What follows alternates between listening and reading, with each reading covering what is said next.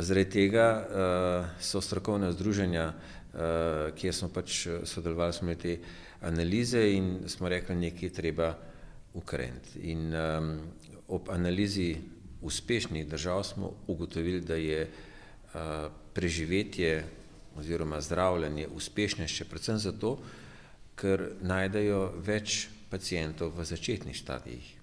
Se pravi, je bilo naše zdravljenje slabše zaradi tega, ker smo zdravili paciente, ki so imeli že zelo napredovale stadije. In v teh 10 letih se je potem marsikaj spremenilo.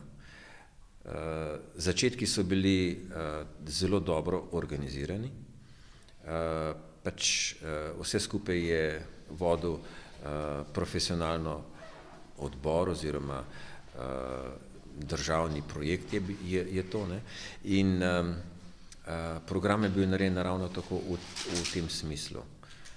Se pravi, od vrha navzdol so se strukturirale vse potrebne stvari, od vabil, soglasij, posegov in pa seveda v drugi fazi tudi kontrole kakovosti posameznih procedur.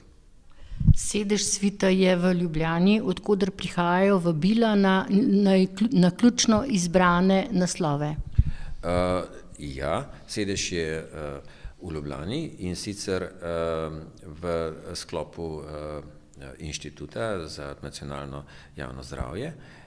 Drugače je pa dogovor tak, da je v našem primeru, v slovenskem primeru, dobijo vsi, bom rekel, pacienti, ki so stari 50 let oziroma da ob Abrahamu dobiš, bom rekel, čestitko iz Svita s povabilom, da sodeluješ v programu Svit.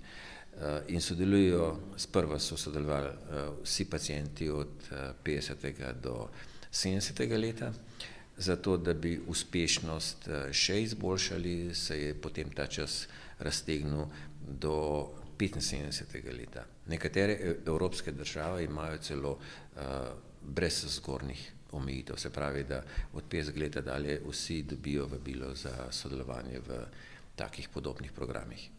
V kolikšni meri je odzivnost samih Gorenjcev?